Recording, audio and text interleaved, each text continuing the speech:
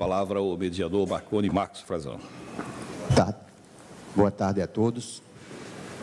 Em nome da comissão organizadora do primeiro encontro de administradores tributários da Paraíba, eu quero parabenizar ao Silas, Santiago e a Ana Horácio pelas excelentes palestras que proferiram, palestras muito esclarecedoras, muito ricas, e que estamos dando oportunidade para que a plateia possa tirar algumas dúvidas que, por acaso, ficaram em relação a cada palestra proferida.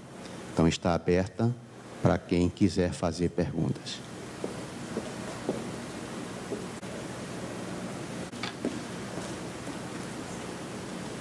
Bom, a pergunta de José do Nascimento Júnior, do Conde, para Silas ou para Ana.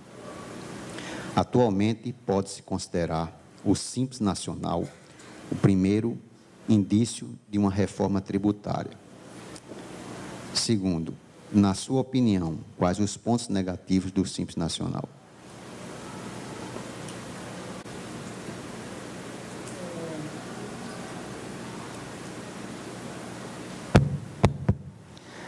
Eu acho que pode ser considerado um indício de reforma tributária, mas o problema que eu vejo é a questão dos limites, né? Eles são muito altos no Brasil. Os limites de regime diferenciado para micro e pequena empresa no mundo, né? Eles são muito menores do que os nossos. Assim, estourando, nós temos aí $300 mil, $500 mil de limite de faturamento de regime simplificado para micro e pequena empresa no mundo, né? E, primeiro, por que é ruim o limite muito alto? Porque acaba afetando a economia, né? Acaba influenciando a economia.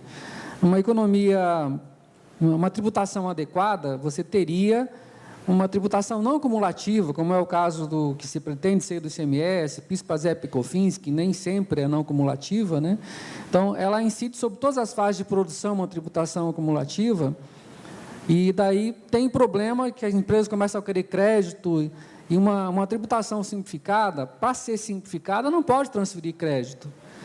E para não transferir crédito, tem que ser, por isso que os valores têm que ser pequenos, né, para afetar muito pouco a economia, né? Esse é o problema. Então, um dos maiores problemas nossos é a questão do limite, que é muito alto no Brasil, o limite do Simples Nacional, é totalmente fora da linha com relação aos outros países. Eu tenho visitado muitos países, tenho feito consultoria, né, para regime de pequenas empresas.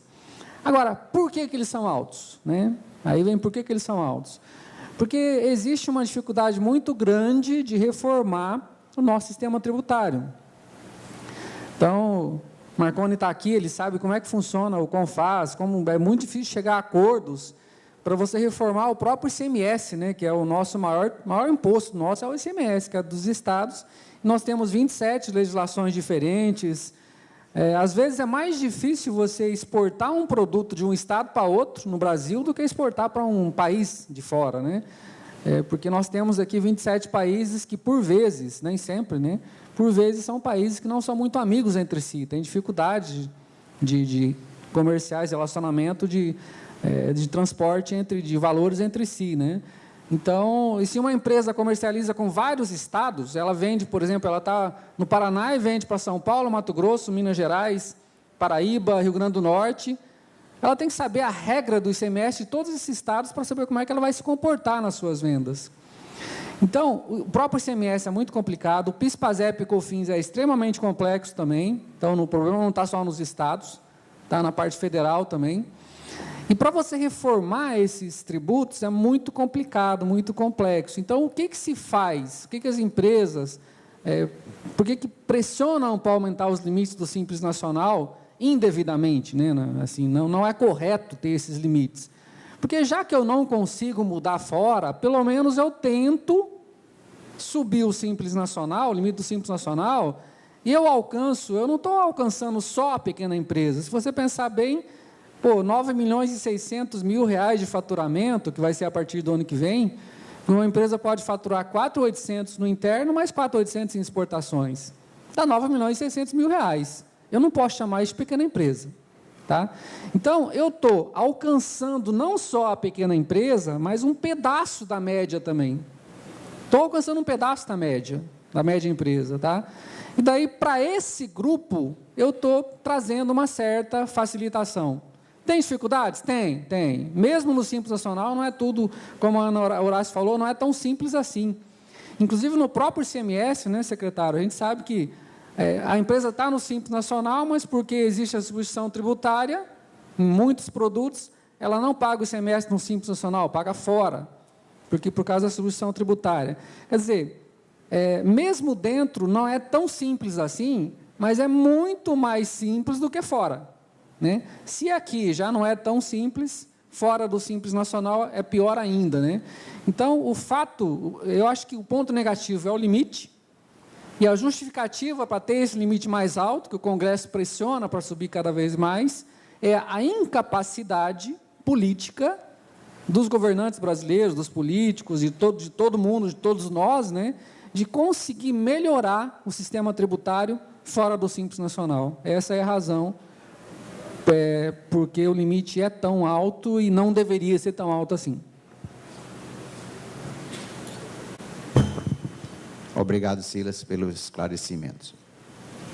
A segunda pergunta, é direcionada para Ana Horácio, é de Thales, de Rio Tinto. Quem é mais capacitado para operar o portal do Simples Nacional? No caso de não haver o cargo de auditor fiscal, como capacitar alguém para operar o portal do Simples?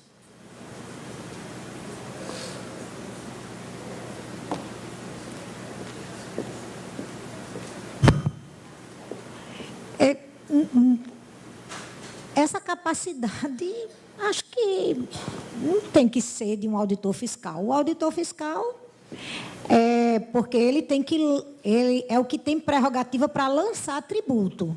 Mas várias atividades ali, vários eventos, não são eventos de lançamento. Você vedar uma empresa, a opção da empresa, fazer controles, baixar arquivos, atualizar seu cadastro, enfim. Várias coisas ali não são atribuições, competências de um auditor fiscal. Em relação à questão da competência, como treinar, acho que, assim, a pessoa tem que ter, primeiro, disposição, boa vontade para aprender. E a certificação digital, né? Você, de posse da certificação digital, tem todos os manuais ali, como está disponível na apresentação, ler os manuais e ir tentando fazer. Enfim, não é complicado. Não é uma coisa assim. Acho que uma pessoa que tenha muito mais disposição aprende rapidamente para fazer os controles mínimos. Não vejo a necessidade de uma competência tão grande. Em relação à questão de como você capacitar essa pessoa,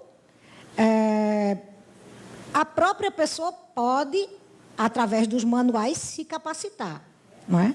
Ou talvez alguém na secretaria que seja uma pessoa mais disponível para fazer esses estudos e treinar pessoas, enfim.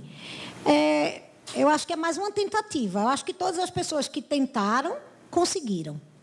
Não tem muita dificuldade, não. Tá bom? Não sei se respondi a pergunta.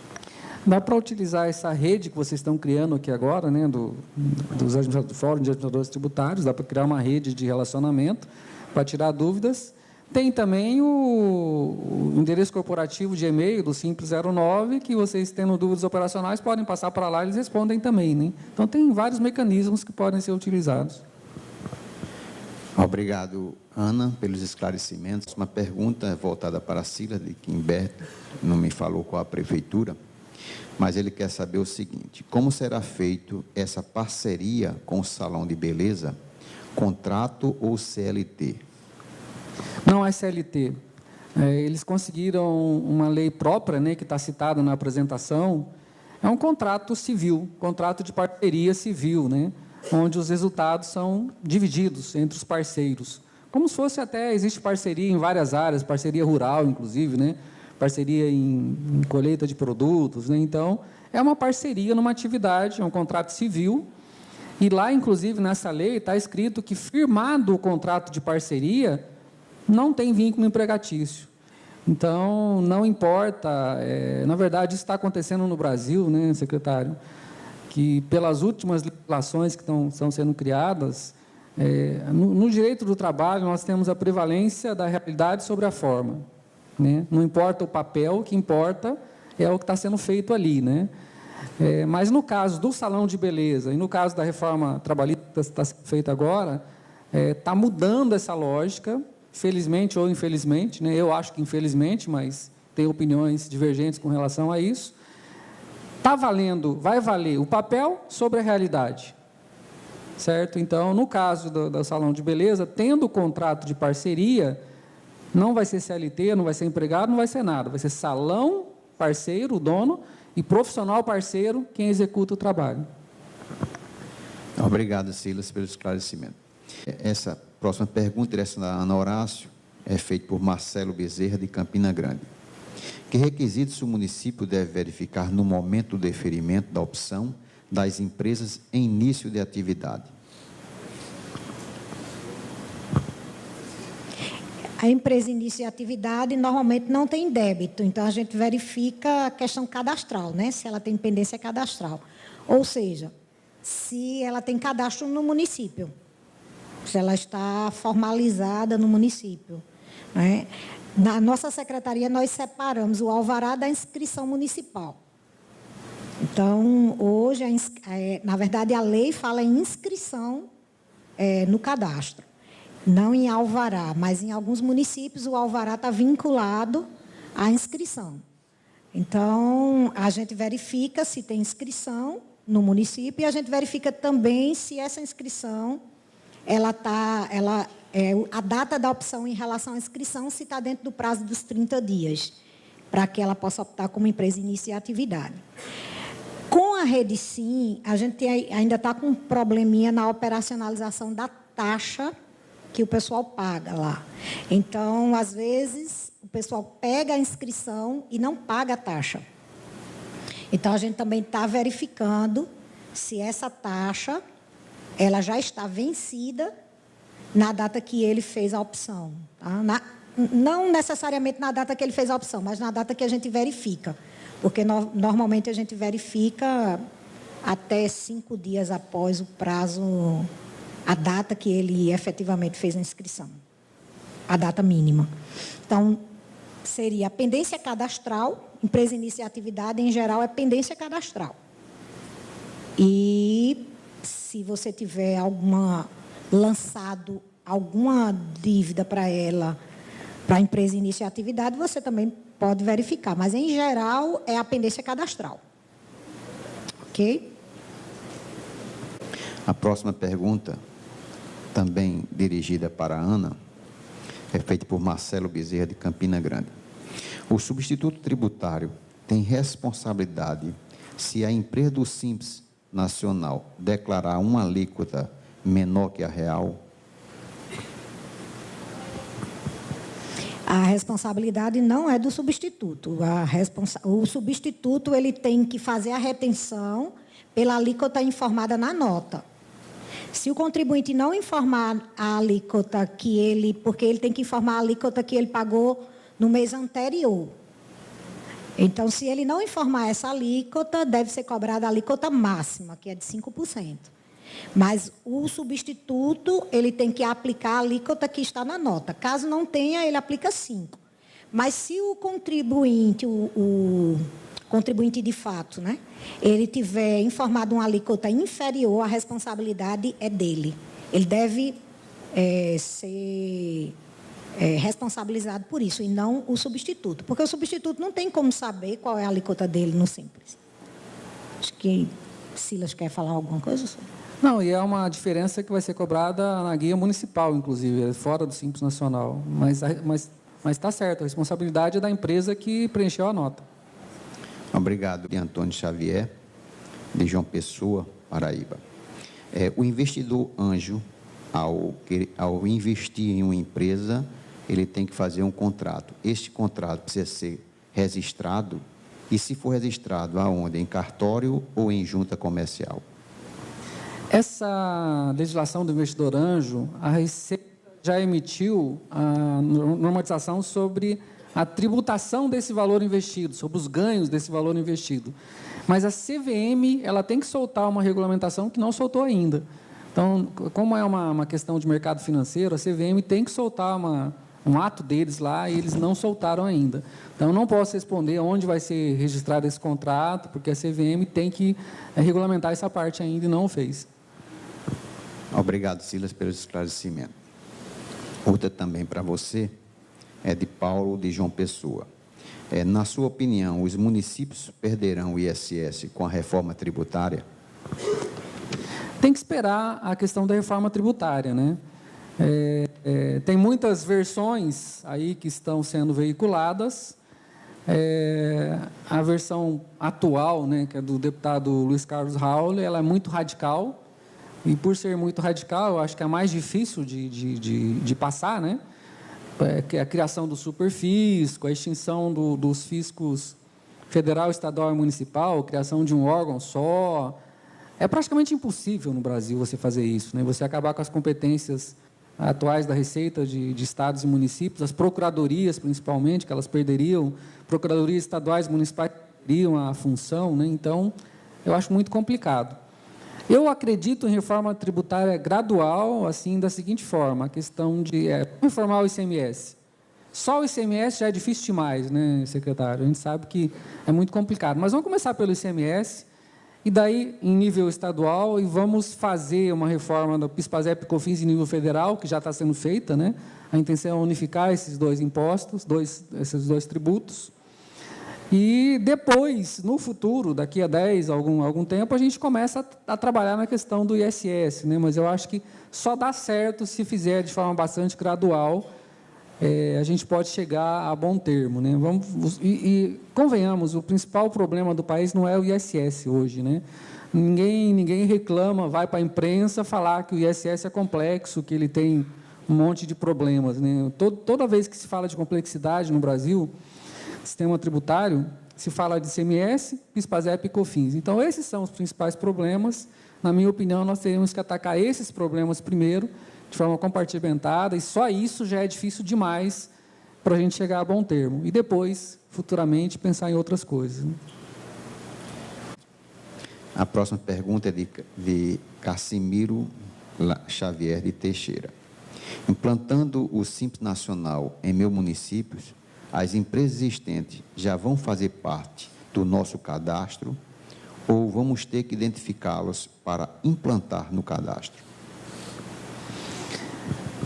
É Rede Sim. É Rede Sim, não Simples Nacional. Eu acho que não seria simples, seria Rede Sim, né?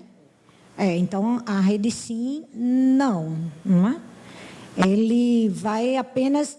Com a implantação da Rede Sim, ele vai receber informações das empresas que vão abrindo e alterando a partir daquele momento. E os arquivos de optantes, ele tem que baixar no portal do Simples Nacional. Então, não confundir Simples Nacional com Rede Sim. A Rede Sim, ela trata da questão cadastral de todas as empresas que abrem no seu município, independente dela fazer a opção pelo Simples Nacional ou não. E o Simples Nacional, você vai tratar todos esses arquivos de cadastro de optantes, histórico de optantes, no portal do Simples Nacional. Agora, para conhecer as empresas anteriores, a Rede Sim, né, assinar o contrato, aí, o acordo com a junta comercial, começarem a operar a Rede Sim, conhecer a base anterior, eu acho que é muito fácil se vocês se dirigirem à Receita Federal da região, delegacia da região. Como não, a maior parte dos municípios não é tão grande assim, de repente uma planilha Excel coletada no nosso TW ou em outro sistema corporativo nosso, seja suficiente para fornecer para os municípios esses dados do cadastro anterior. Acho que não vejo problema com relação a isso, não. Tá? Então, começa a operar a normalidade, entra na normalidade do presente, né? E o passado, eu acho que depois não é muito difícil de conseguir esses dados, até com planilha Excel, alguma coisa assim, que seja para pegar essa base e fazer a inserção no município. Obrigado, Ana Horácio e Silas, pelos esclarecimentos. A última pergunta que eu tenho aqui Mas ele diz: o município é obrigado a reter ISS de Simples Nacional, de todos, lógico, ou existe alguma exceção? Pode ser? Na verdade, eu acho que a Ana Horácio seria mais adequado, mas eu vou tentar, tá? Como são 10 anos, né, gente? Eu sou auditor da Receita, mas são 10 anos de convivência, 10 anos de treinamentos, ouvindo muito o pessoal de municípios falarem sobre a questão do ISS, ICMS também, a gente acaba aprendendo, né? 10 anos é muito tempo de aprendizado.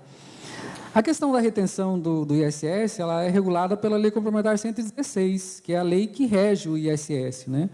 Então, lá tem as situações onde o município pode reter. Primeiro, lá, antes da retenção, tem de quem é o imposto, né? A quem é devido o imposto. Tem situação onde o imposto é devido no local do estabelecimento e tem situação que é devido no local da prestação. Então, antes de saber se pode reter ou não o ISS, tem que saber se aquele imposto é seu, né? Tem muitos municípios, a gente até viu, infelizmente, em seminários acontecer isso, mas foi há muito tempo atrás, a situação vem melhorando com o tempo, né? O município determinando a retenção em todos os casos, do ISS dele ou que não era dele, que era de outro município. Então, a gente considera isso inaceitável. A primeira coisa da retenção é saber se o ISS pertence ao município ou não, se é devido ao município ou não. Isso é essencial. Bom, é devido ao município? Vamos supor que tenha lá um tipo de serviço que é devido no local da prestação e o serviço foi prestado no município, ok? Aí tem aquelas situações que a Lei Complementar 116 estabelece que pode haver a retenção. Construção civil, tem outras situações lá que estabelece que pode haver a retenção, tá? Então, nesse caso, pode estabelecer a retenção. Eu não acho tão grave, estabelecer uma retenção de um ISS que é do município e não deveria ter sido retido. Não é tão grave assim. É errado, mas não é tão grave, porque aquele ISS já é do município mesmo, era devido ali, ou no estabelecimento, ou na prestação, mas a lei, dentro daquele serviço, na lei complementar, está estabelecido que é do município. Eu não deveria reter, mas por facilidade eu vou reter todos esses casos. Ok, é errado, mas o que está acontecendo aí é uma mera antecipação, né? Você está antecipando aquele imposto, tá, por uma certa segurança.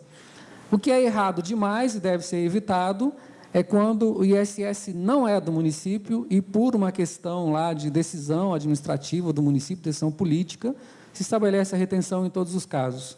Então, agora, caso a caso, aí eu conheço algumas situações, mas a Ana Horácio pode dizer, basicamente, em que casos há essa retenção quando é prestado no local da prestação, basicamente. Eu agradeço a Silas pelos esclarecimentos. Quer complementar? Em relação, o colega Marialvo lembrou bem, né? Em relação à questão da capacitação, né? Que aquela pergunta, quem estaria capacitado ou como capacitar alguém para fazer os trabalhos no Simples Nacional, a gente lembra que esse fórum que a gente está criando, o Fórum Permanente de Administração Tributária, prevê capacitação, né? A organização de eventos, de seminários, de cursos, enfim. A gente pretende trabalhar também nessa linha. Então, é interessante que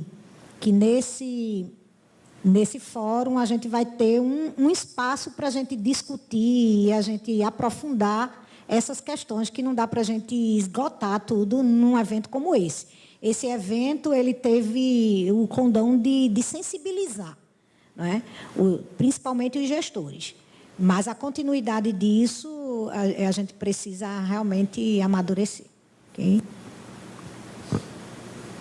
Obrigado, Ana Horácio, pelos esclarecimentos.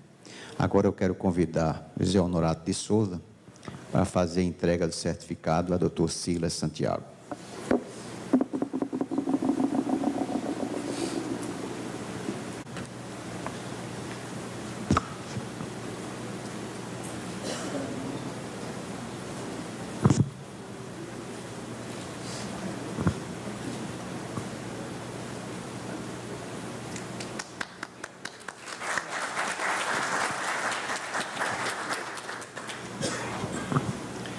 Obrigado, honorário.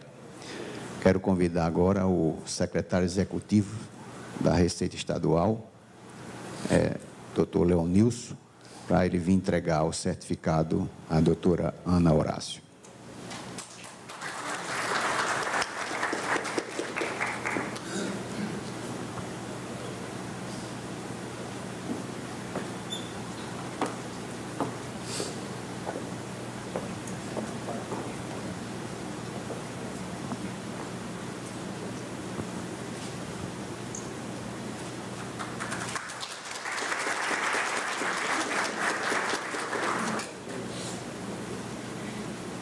Passo a palavra ao mestre de cerimônia.